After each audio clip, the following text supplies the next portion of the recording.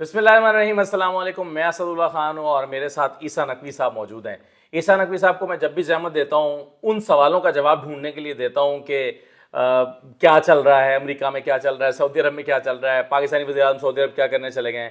چونکہ عیسیٰ صاحب کی ایکسپرٹیز جو ہیں انہی معاملات پر زیادہ ہیں، تو اس لیے میں ویسے بھی جب بھی مجھے مشکل پیش آتی ہے اپنے پروگرام کے لیے بھی میں ان کو فون کرتا ہوں سب سے پہلے کہ بتائیں ذرا یہ قطر میں کیا ہو رہا ہے، یہ فلاں جگہ پہ کیا ہو رہا ہے، تو 2 منٹ میں کلیئرٹی ہو جاتی ہے۔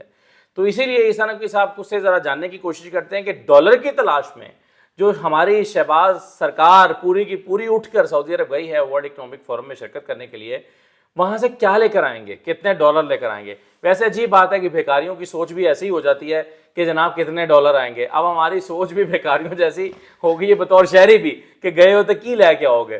تو وہاں پر سعودی عرب میں کیا ہو رہا ہے، اس سے کیا ہمیں ملنے والا ہے، تو یہیں سے بات کا آغاز کرتے ہیں۔ عیسیٰ نقوی صاحب، سعودی عرب ورلڈ اکنامک فورم ہمارے کاسے میں کوئی سکے اچھالے گا؟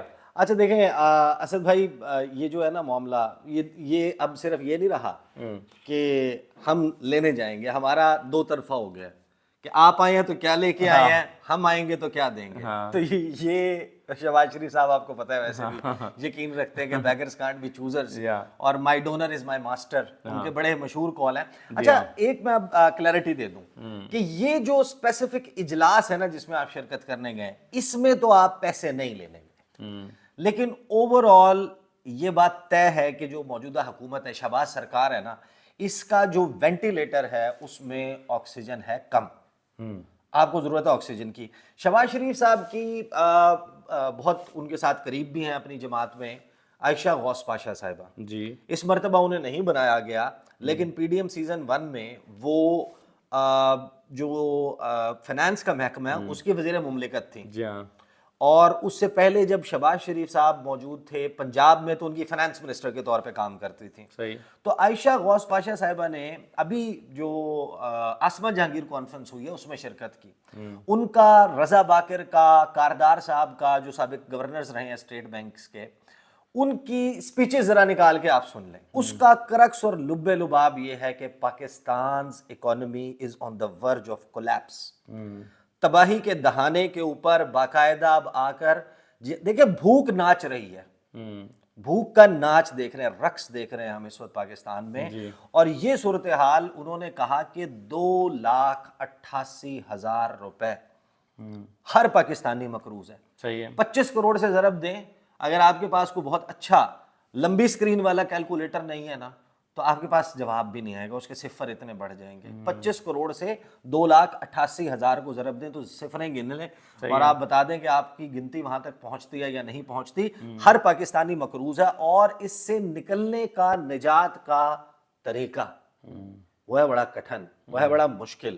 اور یہاں پر تو مسئلہ یہ ہے کہ آپ کو کار سرکار، دیکھیں یہ جو 8 فروری کا الیکشن ہو رہا تھا یا اس سے پہلے یہ 2022 میں حکومت میں آ گئے، آپ کو پتہ ہے کہ حکومت میں آنا از ناٹ دی آرٹ، صحیح ہے۔ You can make it to the power corridors, وہاں پر بیٹھنا اور پھر حکومت کو، حکمرانی کو انجوائے بھی کرنا، یہ ہے اصل چیز۔ آپ آ گئے ہیں، بیٹھ تو گئے ہیں، اب کیا کریں گے؟ اگر آپ اجازت دیں تو میں آپ کو ایک لطیفہ سنا دوں۔ وہ بولے کہ نہیں سوری، میں تو آپ کے پاس وہ لطیفہ سنا دیا تھا، وہ جو ٹرکی تھا جو ایک برانچ سے دوسری برانچ گوبر کھا کے اوپر گیا تھا اور اس کو پھر کسان نے دیکھا تھا اور گولی مار دی تھی، تو کیونکہ اس میں اڑنے کی تو سکت نہیں تھی۔ تو جب آپ اپنی بلبوتے کے اوپر bullshit can take you to the top but it can't keep you there forever۔ اب مسئلہ یہ ہے کہ شہباز سرکار جو گئی ہے نا، کچھ چیزیں تو مجھے زبانی یاد ہیں، مثلاً جو شہباز شریف کا اس سے پہلے رمضان میں جو دورہ ہوا اور اس کے بعد اس کے فالو اپ میں جو وزٹ ہوا، اس پیٹرن کو ذرا سمجھنے کی کوشش کریں، اور اس پیٹرن میں ایک بڑی دلچسپ بات سمجھ آتی ہے۔ جو یہ پریس ریلیز آئی وہ کیا آئی کہ شہباز صاحب کا جو دورہ ہے اس دورے کے دوران سعودی عرب نے پہلے وعدہ کی گئی سرمایہ کاری کے 5 ارب ڈالر کے منصوبوں کی تکمیل کے وعدے کو پورا کرنے کے عزم کا اعادہ کیا۔ اب آپ اس کو سمجھیں کہ یہ کیا سینٹینس ہے؟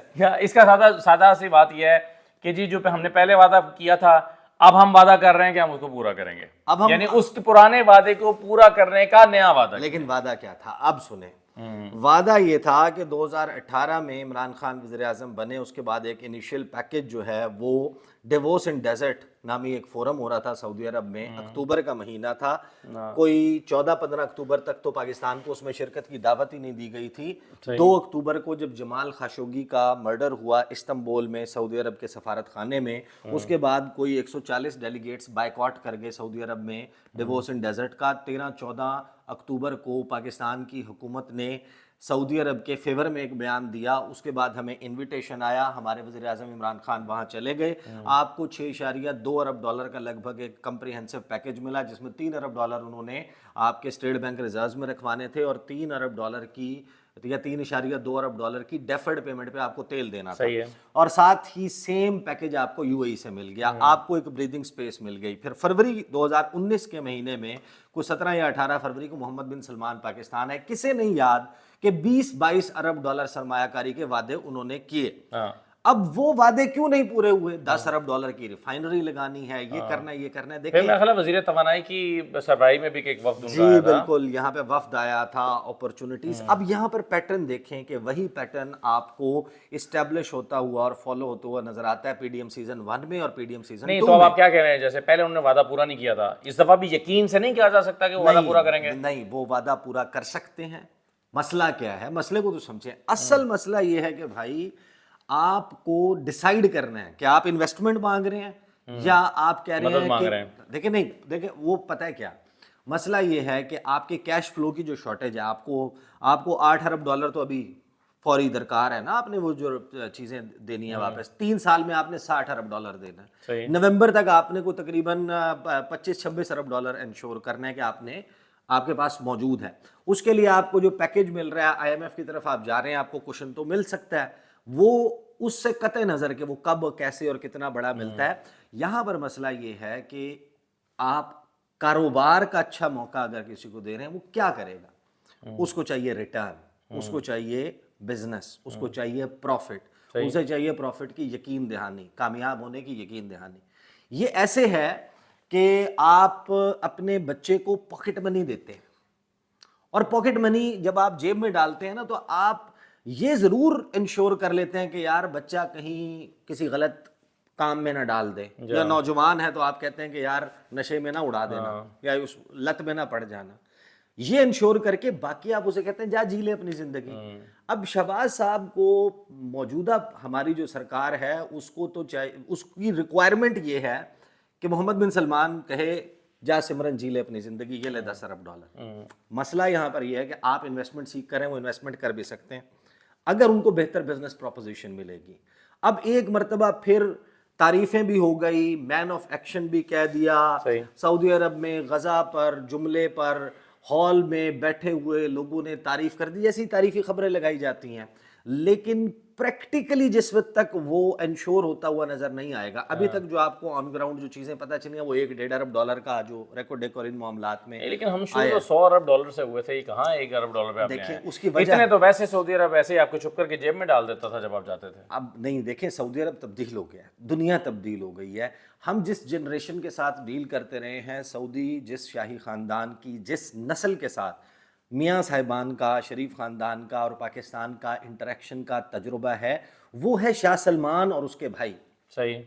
1952 آنورڈ بھائیوں کی حکومت رہی ہے۔ اب محمد بن سلمان، آج محمد بن سلمان ڈیفیکٹو رولر بن چکے ہیں۔ محمد بن سلمان کا عزم ہے، وہ نیوم کے لیے اپنے پیسے انشور نہیں کر پا رہے۔ آپ اس وقت Neom, Mohammed bin Salman, mega city, line project لکھ کر، یہ کی ورڈز لکھ کر ذرا گوگل کر کے دیکھیں، آپ کے سامنے 200، 400، 800، 1000 آرٹیکل اور خبریں کھل جائیں گی کہ سعودی عرب از شارٹ آف فنڈز۔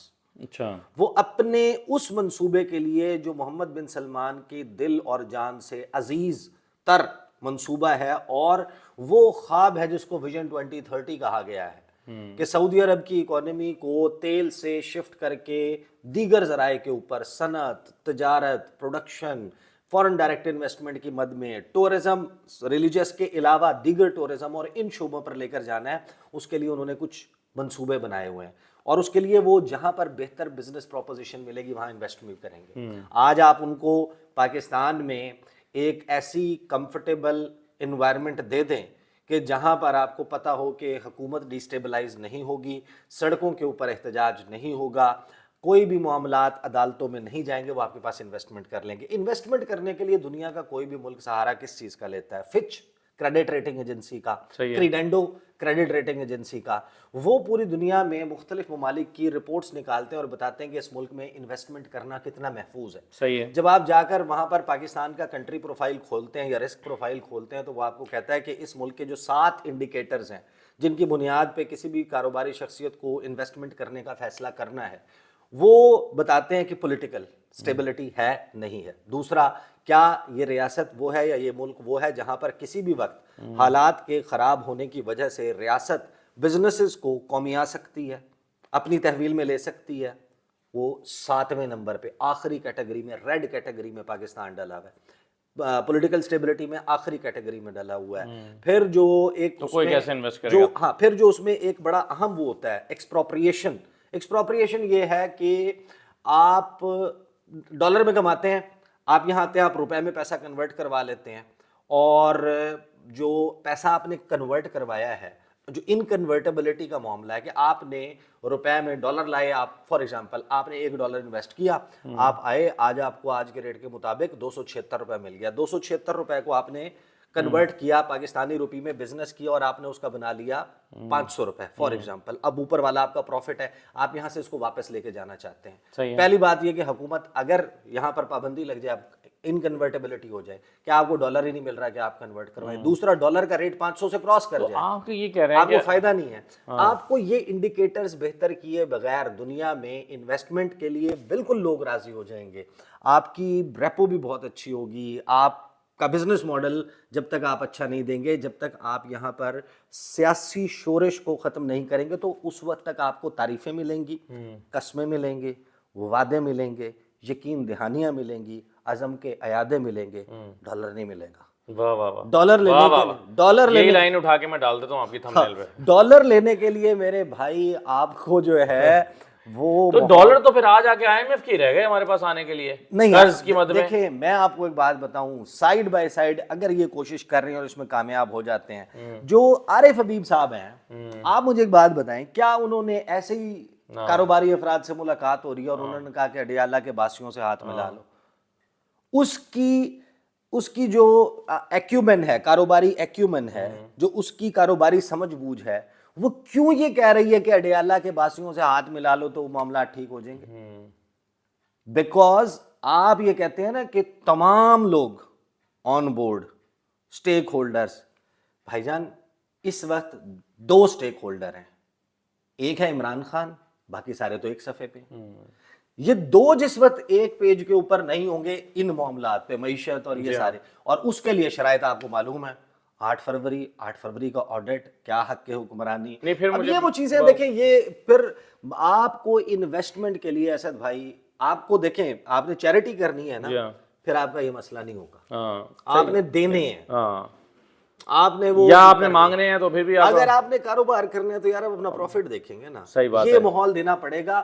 یہ رانا ثناء اللہ صاحب کی طرح جو ہے نا, یہ تو پھر آخری بات یہ مجھے بتا دیں کہ مطلب آپ کہہ رہے ہیں کہ اگر لوکل انویسٹر تیار نہیں ہے پاکستان میں انویسٹمنٹ کرنے کے لیے اور وہ سینٹرل ایشیا میں جا کے اپنی انویسٹمنٹ کر رہا ہے, آپ دیکھیں نا, آستانہ کا دیکھیں, استنبول کا دیکھیں, ملیشیا سنگاپور میں دیکھیں, دبئی میں دیکھیں, کہاں کون سی ریل اسٹیٹ میں, کہاں کون سے کاروبار میں کتنا پاکستانی روپے انویسٹ ہو رہا ہے. صرف پاکستان کے اسحاق ڈار صاحب کو اب تو ڈپٹی پرائم منسٹر بھی بنا دیا نا, انہیں کہیں کہ اپنے سفارت خانوں سے ذرا یہ اس کی ڈیٹیلز تو نکلوائیں, کتنے پاکستانی ہیں, کتنی انویسٹمنٹ, کوئی ان کا ایکسیس ہوگا نا, ڈیٹا نکلوائیں, پاکستان سے جو فلائٹ آف کیپٹل ہو رہا ہے. دیکھیں اس چیز کو اوور آل ایک کمپریہنسو اسٹریٹجی, کچھ نہ کچھ کنٹرول چیزیں. ایک میں آپ کو بتا دوں, جو آوے گا آوا PDM سیزن 1 میں بگڑا ہوا تھا نا, اتنے برے صورتحال نہیں ہے, لیکن جو PDM سیزن 1 کا نقصان ہے اس کی بھرپائی کے لیے PDM سیزن 2 نہیں. تو پھر میں جو کہہ رہا تھا کہ آخری جملہ, کہ اس وقت پاکستان کے پاس ڈالر کی جو آمد ہے پاکستان میں, اس کا کاروبار کا راستہ تو آپ کہہ رہے ہیں کہ بالکل وہ ابھی ہموار نہیں ہے, صرف لون کی مد میں IMF سے جو پیسے آ سکتے ہیں وہی آ سکتے ہیں. نہیں دیکھیں آپ کی چیزیں, میں وہی کہہ رہا ہوں نا کہ کتنی چیزوں کو ڈسکس کریں. ایکسپورٹس ہیں, ریمیٹنسز ہیں, انویسٹمنٹ ہے, ایڈ ہے, لون ہے, اور یہ تمام چیزیں ہیں جن کی ایک اوور آل کمپریہنسو اسٹریٹجی. حالات آپ کو پتہ ہے کہ آپ کی ایکسپورٹس کے بھی ڈاؤن ہوئے ہیں, آپ کے جو ریمیٹنسز ہیں وہ بھی ڈاؤن ہوئے. 32 ارب ڈالر پہ کھڑے تھے نا آپ 21-22 میں, وہ 26 ارب ڈالر کے کچھ کے اوپر آ گئی سال 2023-24 میں. اور یہ جو آپ کا 22-23 میں جو شہباز شریف کا سال تھا, کوئی 10% گراوٹ ہوئی. اب یہ خوش ہو رہے ہیں, یہ بتا رہے ہیں پچھلے 2 مہینے کے فگرز دیکھ کے نا کہ بہت ترسیلات ہوئی ہیں. بھائی جان رمضان کا مہینہ تھا, عید کا مہینہ تھا, جتنے بھی باہر بیٹھے ہوئے لوگ ہیں وہ اس میں زیادہ پیسے ہی بھجواتے ہیں. آپ تب بتائیں گے یا تب اس بات پہ تعین کریں گے جب آپ کو کنسسٹنسی کے ساتھ ایک بغیر عید اور بغیر تہوار کے زیادہ پیسہ جو ہے وہ آئے گا. اب دیکھنا یہ ہوگا کہ ہمارا سال کہاں کلوز ہوتا ہے. اور اگر آپ کا یہ نوز ڈائیو چل رہا ہے اور ایکسپورٹس کی بات کرتے ہیں جس سے پیسہ آنا ہے, آپ 19 ارب ڈالر پہ کھڑے تھے 21-22 میں, 22-23 میں آپ 16.2 ارب ڈالر پر آئے.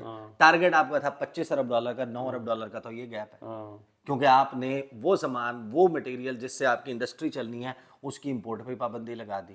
تو یہ اب آپ دیکھیں نا, یہ تو پھر اتنی گمبھیر صورتحال ہے. بہرحال لیٹس ہوپ, کیونکہ دیکھیں یہ معاملہ تو پاکستان سے جڑا ہوا ہے نا, یہ کر پائیں جیسا کیسا. لیکن آپ کو پتہ ہے کہ جو دوائی پیشنٹ ہوتا ہے نا, آپ کو اگر فار ایگزامپل خدا نخواستہ آپ کو لنگز انفیکشن ہوا ہے اور میں ایک دوائی دیتا ہوں اور اس کی امیونٹی آپ کا وائرس ڈیولپ کر چکا ہے, بیکٹیریا ڈیولپ کر چکا ہے, اس سے نہیں جانا, میں سیم میڈیسن دے کے اگلی دفعہ بھی اسی پیشنٹ کو کیسے ٹریٹ کر سکتا ہوں؟ میڈیسن تو تبدیل کر کے دیکھیں نا, اسی دوا سے اسی مریض کا علاج کرنا اور یہ توقع رکھنا کہ اس مرتبہ نتیجہ مختلف ہوگا, تو یہ سوچنے کا انداز مختلف کرنا ہوگا. اور بار بار اسی اتار کے لونڈے سے. بہت شکریہ, اللہ حافظ.